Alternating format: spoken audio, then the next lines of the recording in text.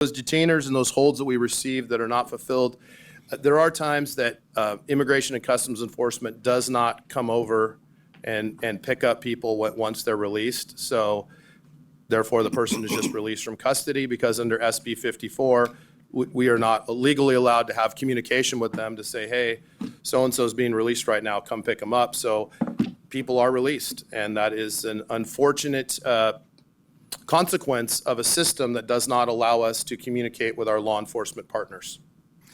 Yes, totally agree. And I want people to understand that, these are serious crimes when we're talking about domestic violence, DUI involving people being injured, assault, robbery, burglary, sex crimes, drug trafficking, child endangerment. These are not good folks.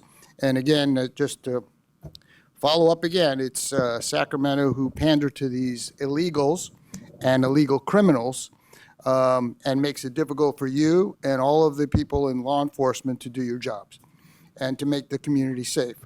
And it's unfortunate that we live with folks up in Sacramento and a governor that support this. He's trying to reinvent himself for his presidential run. It won't work. But basically somebody who panders to all of these people, welcomes all of the people that come here illegally. Nowhere in any country do you get away with crossing borders and get invited to have driver's licenses and health insurance and assembly members who want to give them homes.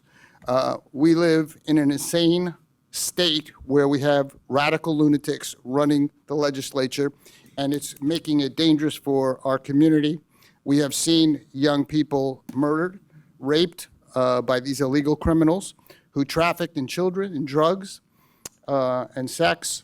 And hopefully one day we elect people who will stop this in this state so we make it safe. In the meantime, you are dealing with your hands tied and trying to get rid of these folks, but appreciate what you do, and every one of your law enforcement, all of us appreciate it, and the people in this community appreciate it, and thank you for all you do. Okay, go ahead. Thank you, Chair. Thank you, Sheriff. I think since I've been sworn in, you've been very helpful in working and navigating this process. You and I have had a number of conversations with regards to this data, and I think, thank you for compiling this data. I think it confirms what we all know, that 102 of the folks that you've turned over to federal authorities out of the 26,200 plus bookings that you had, it's a small percentage, tiny percentage. I think there's consensus that the vast majority of immigrants here come here to work in our agricultural industry, our food service industry, our food processing plants. But I did have one quick question. If you don't have the complete data, I'd love to get that later. How many investigations would you say that you have right now are dependent on testimony or witness accounts from folks that are under that category of undocumented? I don't have those exact numbers, Supervisor Chavez. One thing, though, I've emphasized this time and time again. When individuals are the victims of crimes or they're the witness to a crime, the Sheriff's Office does not ask your immigration status. We are here to protect those individuals in our community, and your immigration status does not factor into whether we make arrests, how we conduct investigations.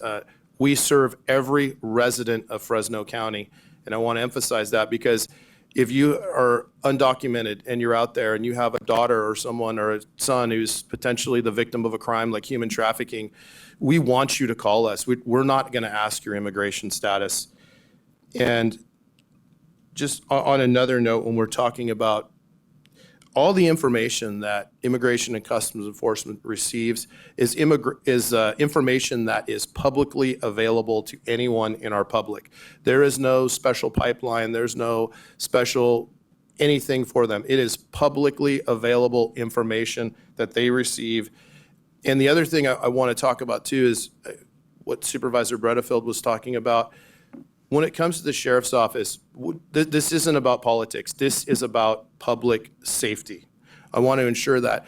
And just as a reminder, these stats are from last year. I know this has been a big political topic right now with the current administration that's in the White House, but these stats of 102 that were transferred are from the previous administration when they were in charge of Immigration and Customs Enforcement and our federal government. Yeah. And I want to thank you for that, Sheriff, because I think you've tried to balance that as much as possible. We have a federal mandate, a federal approach. We have a state, and oftentimes our law enforcement folks get caught in the middle of having to decide and make that decision. And I think you and your department have done a really good job. You've been out there when we were working with the church groups and making sure that we don't deter victims of crimes from coming forward and helping us catch these individuals, catch bad people. And I think you know that from me, there's consensus. People that break the law, that are criminals, that are out there hurting people, we need to book them, process them, and get them out. But I think we also want to send the message that people that just come here to work, we're not going to be asking their documentation status. That is the federal government's job. It's not a local job. And just as a reminder, Supervisor Chavez, these individuals were individuals that were booked into the Fresno County Jail. Our transfers have nothing to do with contacts out in the community where ICE was called to a residence or a school or anything like that. These individuals are booked and have been held in the Fresno County Jail on serious felonies. The next report that you do, Sheriff, will be next year, around the same time, but it'll be for the 2025 calendar year, correct? That's correct. It'll be January 1st of 2025 to December 31st of 2025. And when you look at the data here and you look at some of the crime stats, I'll go back to it. What was interesting, you have nobody on here that's charged with murder, but one thing that we have seen a lot of in Fresno County, and Supervisor Magsig brought this up earlier, is deaths related to vehicle accident. Traffic fatalities have been very high throughout Fresno County, regardless of what the jurisdiction is. In fact, they've outpaced homicides in our county by quite a bit. So when we have individuals that are arrested for these felony DUIs and where death or serious injury occurs, those are the crimes that are really impacting a lot of people in our community right now. Yeah, agreed. Thank you, Chair. I just got one quick question. When you book somebody into the jail, now, sometimes they could be actually here illegally and you don't really know, correct or not correct? We don't know because Right. under the law, we do not ask their immigration status. Sometimes it's obvious when they state things or they put certain information down that, Right. that Immigration and Customs Enforcement can, connect the dots and they can figure it out, and then they send the request over for a hold or a detainer. Right, but they would have to look at the bookings, Yeah, they look at, and jail bookings which are is a public public record. record. Yes, it is. Yeah, okay, just wanted to make that clear, that we don't know if, somebody could slip through the system. It happens the probably time. more than you know. Yes, I just wanted to make that, because we don't ask, so that's just how it works. So now I'm going to ask for public comment.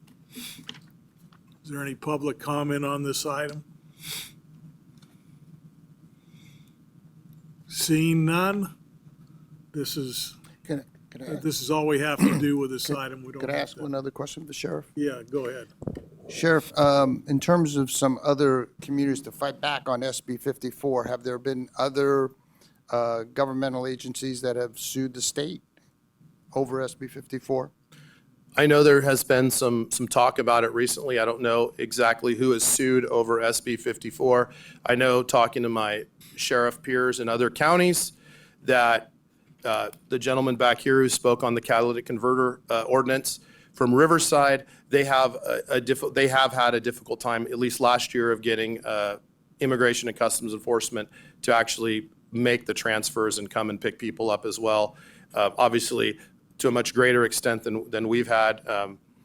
Immigration and Customs Enforcement had been very responsive here in the Fresno area. Hi, I'm Monty Torres with Fox 26 News on YouTube.